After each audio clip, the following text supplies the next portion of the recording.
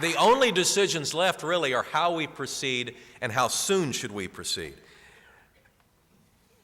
While these two initiatives are focused directly on the quality of life, we have a third really important component, a third opportunity that focuses directly on our economy and indirectly on job creation, and that is a resolution to our undersized and thus underutilized convention center. We're in it today. This building was constructed in 1972. It was last improved in 1999. Now, in 1999, we had one downtown hotel, and it wasn't doing very well. And now we've got 7 downtown hotels, and they're doing pretty good. And the number's growing. And it appears they're healthy enough, but we are currently losing convention business because we can't obtain conventions because we don't have the size of the facility. This facility is not big enough to bring in the types of events that would like to come here. Now, it has not stopped us from securing a lot of really neat events. And coming up this March, we have the American Choral Directors Association. This is just an example of a great national event that we've been able to bring in here. 4,000 people coming to Oklahoma City. And next year, as David mentioned earlier, the 2010 gathering of the U.S. Conference of Mayors. And you know, I was thinking about that the other day. I think my fellow mayors are just sick and tired of hearing me talk about Oklahoma City and how great a place it is. And they think, well, it can't possibly be everything he says, so we're going to go there and find out. But we are going to dazzle those men and women, those mayors from across the country. That meeting is a perfect example of an event coming in June of 2010 that's not large numerically, very large in influence, but not necessarily large numerically. But there are many larger events that the number of people gathered in this room would exceed. And they're not able to come to Oklahoma City. There's dozens of other conventions that attract many thousands of people. And if we don't do something about our convention center, we're not going to be able to host them.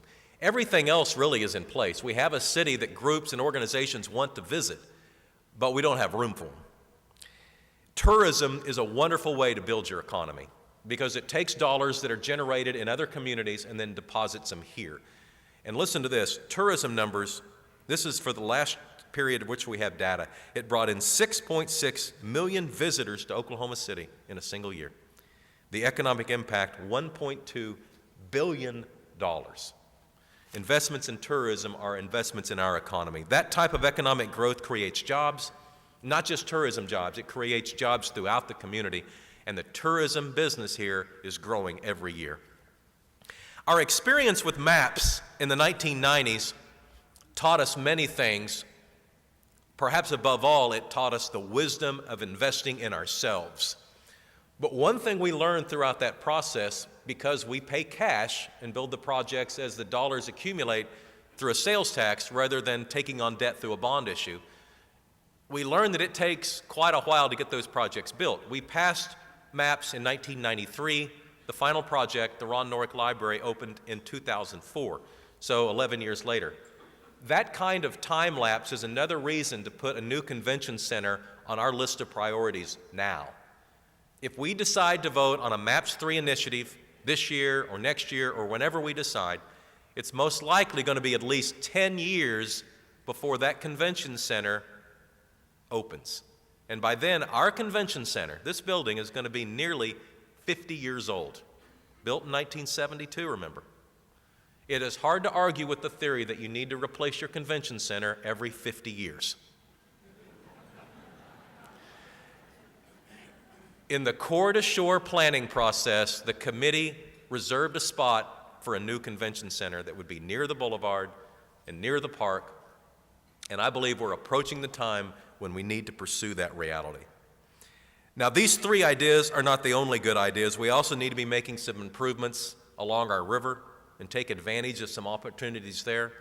In fact, each of us could come up with a list or MAPS 3, and thanks to that open process we had back in 2007, you did. You may recall in the speech here 2 years ago, we put out a call for entries, and over the next 4 months, we received over 2,700 ideas for MAPS 3. 668 of them, that was the most, identified transit as something they'd like to see this city pursue. Each of the ideas has merit, but let's not forget the priorities. The priorities are transit, the core to shore park, and a convention center. These ideas are fully formed. They will continue our renaissance. They'll continue it at the same pace we've grown accustomed to for not only now, but for many, many years to come. Now, all indications are that this community wants to go forward.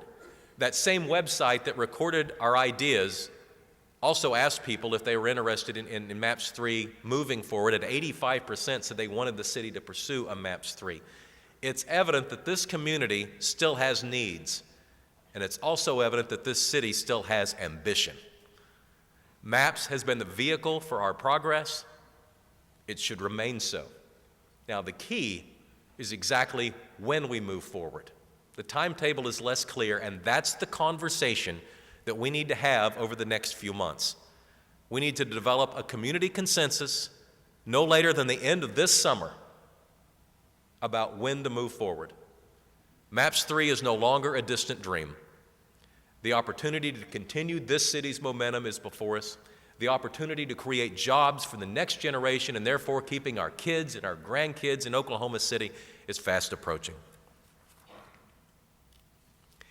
I have spent the past few minutes talking about spending, but you should know that we are continuing to be conservative with our budgets at City Hall. The investments that we've made in this city through Maps for Kids and the 2007 city bond issue for streets continue. The implementation is going on nonstop. The progress is speeding up. At the completion of that 2007 bond issue, we will have invested over $540 million directly into our streets and almost $300 million into our other infrastructure. The Maps for Kids sales tax may have elapsed a couple of weeks ago, but the construction will continue for several more years. We will continue building schools in our Maps for Kids program. Right now, today, we have 8 projects completed, 16 more are under construction, and 30 more are in the design phase. We have completed many of the higher profile projects, including new high schools at Douglas and U.S. Grant and John Marshall and Centennial High School. And as the programs transition from the heavier emphasis on high schools to the elementary schools in 2009, we're going to have construction crews all over this metro area. We are not stopping to catch our breath. We are continuing to invest in our schools. We are continuing to invest in our kids. We are entering an era over the next 5 years in which the dynamic growth of Oklahoma City will be more visible than ever. Visitors are not going to be able to ignore the scope and the size of what we're doing. Imagine the I-40 relocation and the resulting construction of the new boulevard. The improvements that we're making at the Ford Center will become more and more evident over the next few months. Millions will witness the majesty of the Devon Tower slowly reaching higher and higher and higher into the sky. And closer to the ground, we will watch with anticipation the vast number of schools that continue to open as a result of Maps for Kids. We have become a generation that no longer just dreams about what we could do. We have become a generation that does. And anyone that travels to Oklahoma City over the next few years is going to get that impression. They're going to see eye-opening projects. Can you imagine more high-profile projects than 1, a massive upgrade of your NBA arena, 2, the relocation of an interstate and the construction of a downtown boulevard through your downtown, and 3, the construction of a 925-foot skyscraper, the 5th tallest building west of the Mississippi? All of this in addition to the new roads and bridges, the new schools, the new parks, the new libraries, the new fire stations, the new pedestrian-friendly sidewalks and the streetscapes. And everything I just mentioned is not on a wish list. These are funded projects. These are going to happen.